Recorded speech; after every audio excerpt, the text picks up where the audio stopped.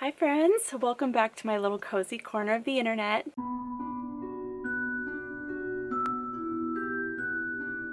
So I just decided to start a reading vlog on a whim. I put up a poll on my Instagram and I was like, hey, what kind of video should I do next? Like, should I do this one, this one, this one, or this one? And they all got equal amounts of votes. So here I am. But I wanted to hop on and just take you guys with me through the weekend and just hang out and chill. I started a new crochet blanket, which is one thing, so I'm hoping to be able to work on that a bit this weekend. And I finished a book that I want to talk about in just a minute. And I've also been writing some letters. I posted on Instagram that I wanted some pen pals, and I had like 12 people message me, which I was not expecting, so that's super exciting. But I sent out most of them already, and I have 3 more to write tonight, so I wanted to take you guys along with me in that process as well. I'm a little extra, and I like to write them in my like vintage style journals that are lineless, and I just love it so much. I got a new wax seal kit that I'm gonna be using, and it's just gonna be very aesthetically pleasing.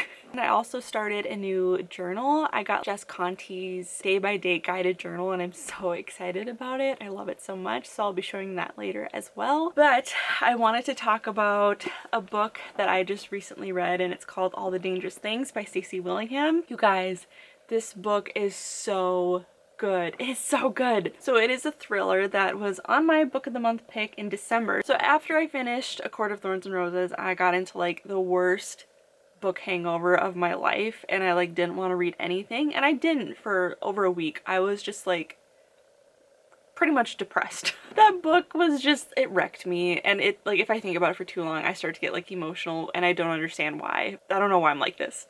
But I picked this up to get out of my hangover, and it worked so well. I loved this book so much. I gave it a 4.5 out of 5. The only reason why I didn't give it 5 out of 5 was because there was a huge lack of world building. The main character, like, we don't know what her house looked like.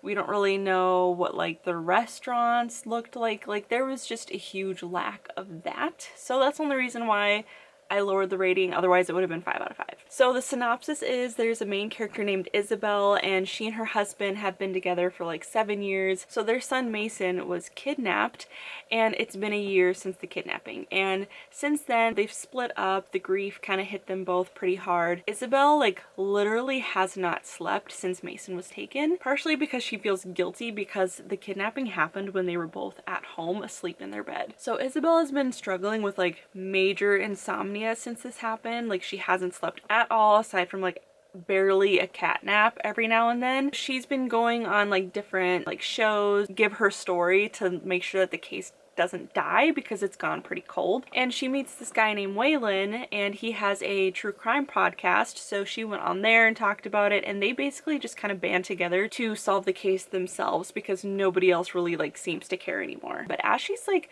talking about her story, both from her childhood and about Mason and her husband, she's starting to get like flashbacks to those times that aren't aligning very well, and this is all like making her second guess her memories from when Mason was actually taken. It's just, it's so good. There are so many twists and turns in this book, and I was like, wait, what?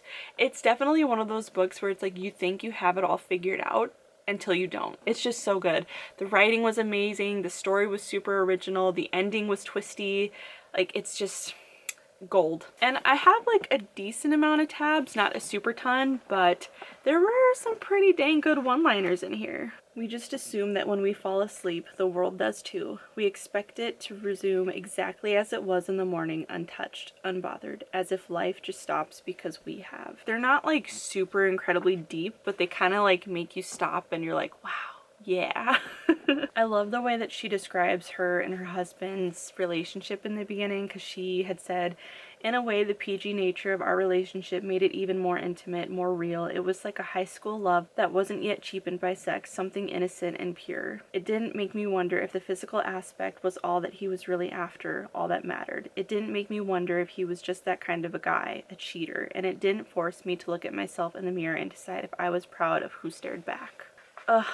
I love that so much. I just really recommend this book. It got me out of a reading slump, and it was just such a great thriller, and yeah, just pick it up. It's so good. So the current book that I'm reading right now is When the Stars Go Dark by Paula McLean. Not gonna lie, I'm really bored.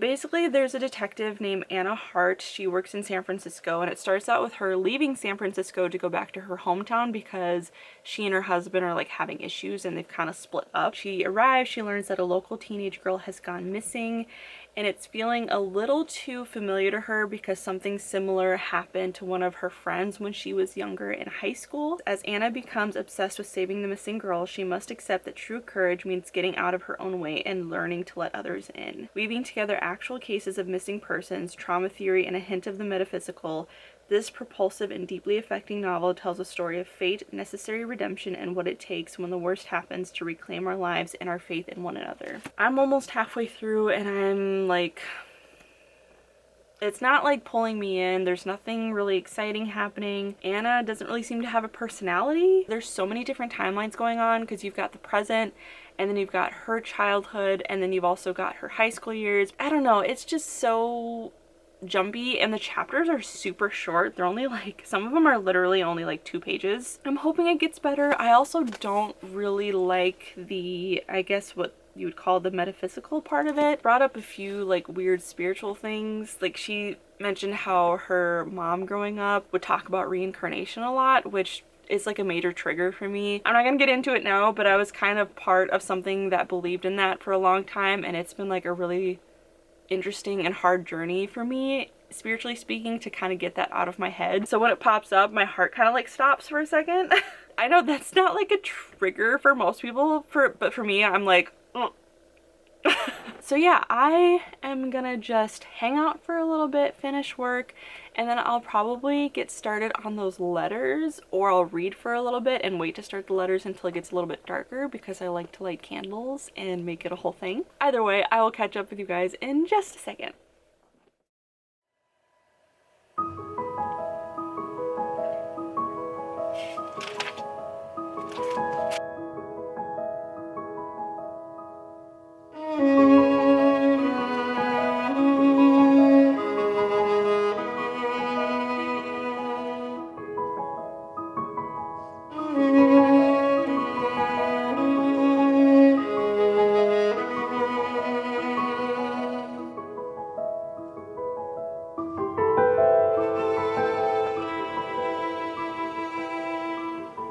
Again, so I apologize that the lighting is really weird. I don't have a lampshade on this lamp, so I just put like a piece of my satin like hair cover on it. I just wanted to show you guys the journal I was talking about. It's called Day by Day, 100 Ways to Capture Memories and Create Your Own Story by Jess. And if you don't know Jess, I love her so much. I'll tag her channel down below, and I follow her on Instagram as well, and she's just so lovely. I love her so much. I actually pre-ordered it a month or 2 ago, and it arrived a few days ago, and I'm so excited about it. You can do any random page that you want to, or you can go in order. I'm kind of going in order, but I think I might just open it randomly every now and again. This page right here, it says self check-in and talks about emotions. In this moment I feel, so far the high point, so far the low point, what's been on my heart lately, what I can do to give me peace today, social media detox day plan, and then some quotes in here that you can also color around. Not only is it just for like self check-in and stuff like that, but also memories, friends I'll never forget. I actually love this because, as I had mentioned earlier, I asked on Instagram who wanted to be pen pals, and I had a bunch of people reach out to me. So I wrote a bunch of letters, and my best friend from high school actually got her letter today, and she messaged me and she was like, this made me bawl. And I did not expect that, so it made me so happy. But she posted a picture of it on her Instagram. Let me see if I can get that to focus. And I sent her 3 Polaroids. This one is from when we were in high school, freshman year. This was actually New Year's going into 2009. It was our freshman year, and we thought we were so cool because we were hanging out with a few guys who were like juniors. And then these 2 pictures, let me see if I can focus that, are at her wedding. That's me and her, and then me and her outside, and It just made me so happy, and it's kind of a bummer because this is gonna make me sound old, but like we didn't have social media back in our day. Like Facebook had just started to become like a thing later in high school, so we don't have like a whole lot of photos and stuff growing up together, which is kind of a bummer. We've been friends since we were 11 years old, and we kind of fell out of touch after high school, but we connect on Instagram every now and then, which is really nice. If you were friends with me in middle school or high school and you have pictures, I don't care how embarrassing they are, please send them to me. When I got into college, I actually decided to just like start my life over, so I deleted my Facebook, and unfortunately I didn't even think about it, so I didn't even save any of the pictures that I had with friends and stuff, so I lost everything.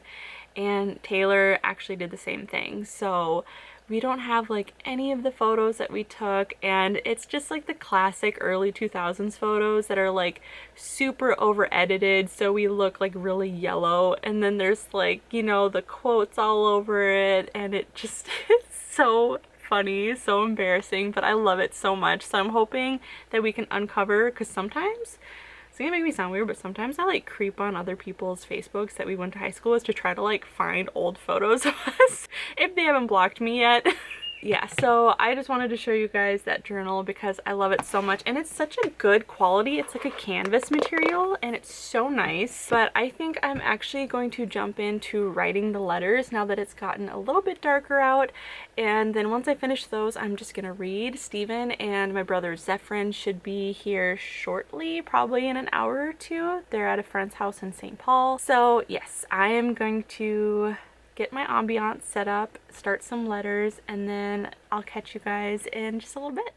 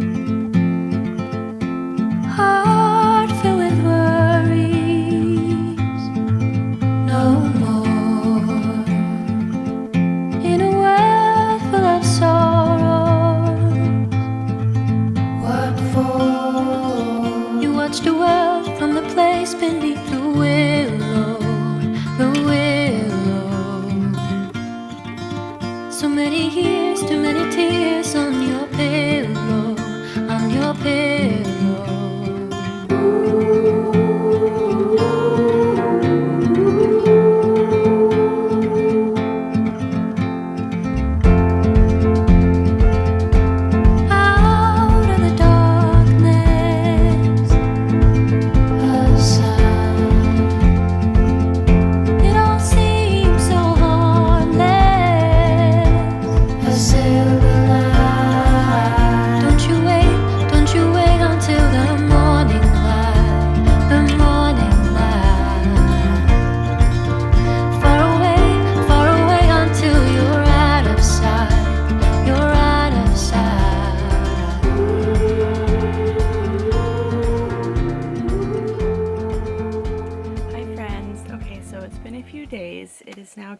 say the 24th, but I finished When the Stars Go Dark last night, and let me tell you guys, I struggled through this book.